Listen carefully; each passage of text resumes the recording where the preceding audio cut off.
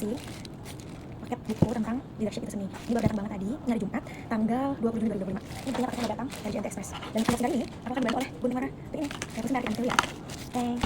Bun. Ini belinya itu di Gramedia, Tarakan. Terus waktu itu aku cek mbaknya untungnya dari Tarakan Diana. Dan aku kalau di Tarakan Diana karena di sana udah ada. Nah ini, dan ini orang salah tulis nama Iwan Region. Mungkin aku adalah laki ceritanya. Nih, kita tekan sekali di Gramedia. Bagus sih packagingnya karena terlindungi dengan baik. Sampai apa nama? Jujur yang tebel kan ya.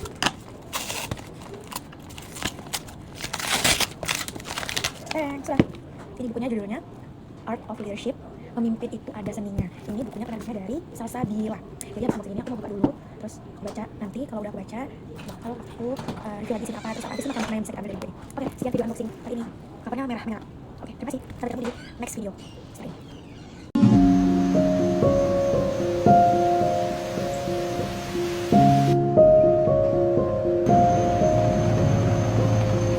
Ini udah selesai baca bukunya tentang Art of Leadership atau kepemimpinan itu adalah seni. Dan di sini saya akan menceritakan apa saja tentang kepemimpinan, kenapa bisa disebut seni dalam buku ini.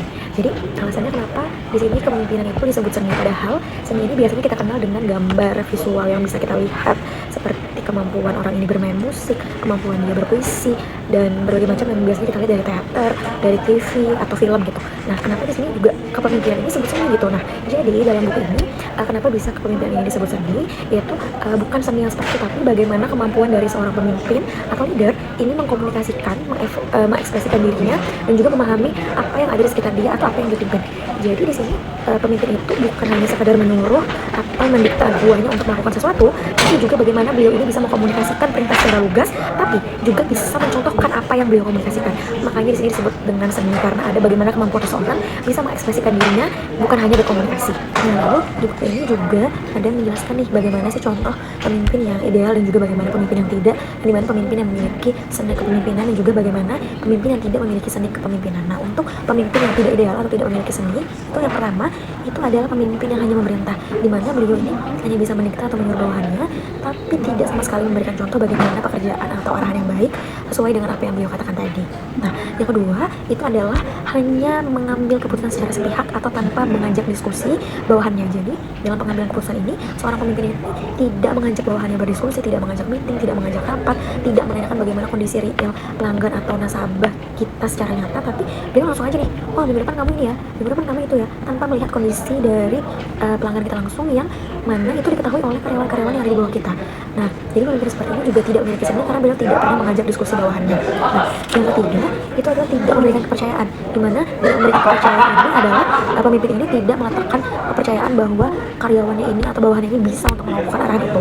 Beliau cenderung meragukan, tidak meletakkan kepercayaannya, sehingga dalam melakukan pekerjaan ini karyawannya juga setengah-setengah karena tidak merasa diberi kepercayaan. Jadinya takut juga untuk melangkah karena nanti takutnya aku nggak bisa nih memenuhi ekspektasi dari atasanku tadi. Nah, yang ketiga itu adalah tidak memuji, di mana ketika karyawan atau bawahan ini berhasil achieve sesuatu atau mencapai sesuatu, si pemimpin ini tuh tidak atau sungkan untuk melakukan pujian, sungkan untuk mengatakan bahwa si karyawan ini sudah bekerja dengan sangat baik.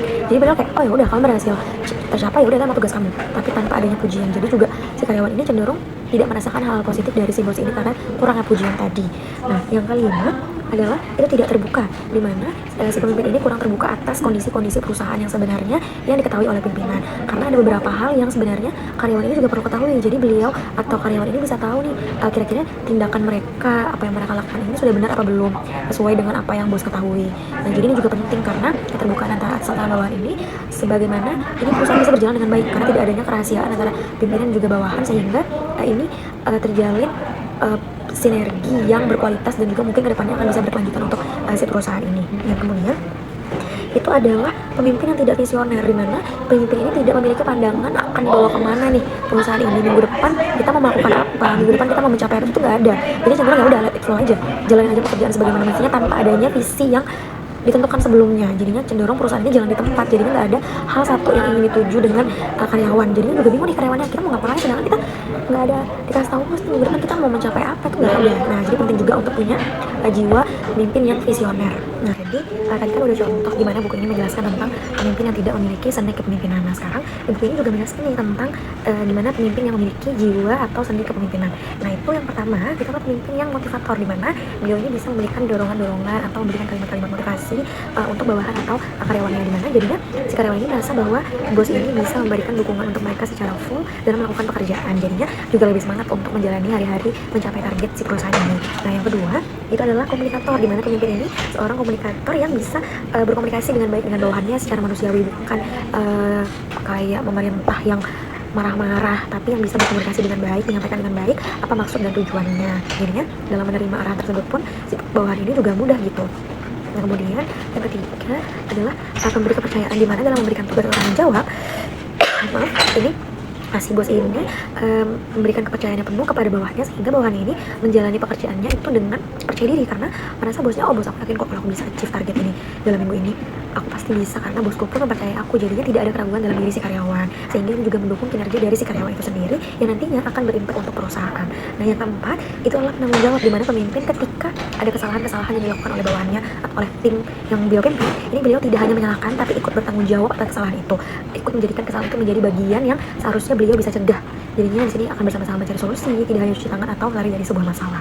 Nah, kemudian juga di buku ini dijelaskan nih bagaimana sih ketika ada bawahan yang melakukan kesalahan atau perbuatan-perbuatan keliru yang sekiranya membuat pimpinan atau bos kita ini merasa marah, merasa gundah gitu. Gimana sih cara menegurnya yang berseni itu sehingga bisa diterima dengan baik. Nah, jadi sebagai seorang pemimpin yang memiliki seni kepemimpinan, itu cara menegurnya yang pertama itu adalah dengan memberikan hadiah untuk sebuah pencapaian. Nah, jadi nggak hanya teguran dalam bentuk marah, dalam bentuk teriak-teriak, tapi yang pertama ketika karyawan ini mencapai sesuatu, itu penting untuk bos memberikan reward atau kalimat-kalimat apresiasi untuk bawahan, baik dalam bentuk hadiah atau baik dari hanya kata-kata. Misalnya tim kita berhasil achieve target, mungkin bisa dikasih reward liburan kemana kah, liburan keluar kota kah, atau liburan dalam negeri juga bisa, luar negeri juga bisa, tuh bagian dari reward, sehingga karyawan atau bawahan ini merasa dihargai atas apa yang mereka sudah kerjakan, dan nantinya mereka akan cenderung ikut berlomba-lomba juga untuk segera mencapai target agar ada motivasi si hadiah tadi, kayak oh aku bakal dapat hadiah ini ketika aku mencapai target. Jadi ada cenderung sesuatu yang mendorong mereka untuk melakukan pekerjaan. Nah, yang kedua,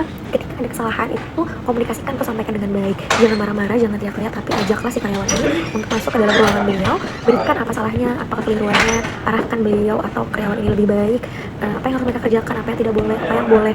Jadi dalam memperbaiki kesalahan ini si karyawan juga oh nggak apa, bosku tetap bersama aku, beliau juga turut mengarahkan, aku akan berusaha untuk menjadi lebih baik lagi ke depannya. Nah, beginilah seni dalam memberi teguran atau memberikan reward untuk karyawan di dalam buku ini. Nah, kemudian buku ini sendiri juga dijelaskan sebelum kita memimpin sebuah tim, sebelum kita memimpin bawahan atau seseorang di lingkungan sekitar kita itu juga penting untuk memiliki rasa kepemimpinan untuk diri sendiri, di mana sebelum kita memimpin orang lain, kita juga perlu untuk memimpin diri kita sendiri. Bagaimana cara kita mengenali diri kita, apa yang kita mau, apa yang kita butuhkan, bagaimana karakter kita, mau jadi seperti apa, mau jadi pemimpin yang bagaimana, itu penting banget sebelum kita memimpin tim. Jadi di sini juga seninya adalah seni bagaimana mengenali diri sendiri sebelum kita mengenali tim yang akan kita pimpin, sebelum kita mengarahkan tim kita. Nah, kemudian di dalam buku ini pun juga dikatakan bahwa memiliki seni kepemimpinan ini bukan hanya ketika kita menduduki jabatan tertentu di sebuah perusahaan atau organisasi, tapi kita juga bisa memiliki seni kepemimpinan dimanapun kita berada. Contoh, kita di rumah, antara kita dengan adik atau kita dengan teman, ini kita juga bisa nih menerapkan seni kepemimpinan ini atau seni leadership kita. Nah, yaitu dengan cara kita bisa mengkomunikasikan apa yang kita mau dengan baik, bisa mencontohkan apa yang kita komunikasikan, tidak hanya mendikte, tidak hanya berbicara, tapi kita contohkan, dan juga kita bisa mengenali dengan baik bagaimana lingkungan kita, bagaimana keadaan lingkungan kita, sehingga kita bisa mengambil keputusan yang tepat apa yang kita lakukan untuk lingkungan kita. Nah, jadinya sebagai seorang pemimpin ini, kalau dalam buku ini tuh bukan kita yang menjabati kedudukan tertentu, tapi bagaimana kita yang bisa menghadapi tantangan, bisa beradaptasi dengan lingkungan sekitar, dan juga bisa tetap optimis dalam menjalani hari-hari dalam hidup kita. Nah, lalu bagaimana juga komunikasi yang baik di dalam buku ini, misalnya kita jadi seorang pemimpin, gimana sih komunikasi yang baik itu adalah bagaimana kita bisa mendengarkan orang lain dan juga rela untuk didengarkan. Jadi kita tidak hanya berbicara, tapi kita juga perlu untuk mendengarkan saran dan masukan dari orang lain, seperti itu. Jadi mungkin itu saja rangkuman dari buku Art of Leadership ini, bagaimana kita bisa meletakkan setiap karakter menjadi seorang pemimpin dengan cara mengkomunikasikan, mengekspresikan diri, dan juga mengenali. Jadi ada 3M, mengkomunikasikan, mengekspresikan diri, dan juga mengenali sebelum kita menjadi seorang pemimpin yang memiliki seni kepemimpinan. Cukup sekian dari saya, lebihnya saya mohon maaf apabila terdapat banyak kata-kata atau kesalahan yang typo atau berlibet, saya mohon maaf. Assalamualaikum warahmatullahi wabarakatuh. Dadah.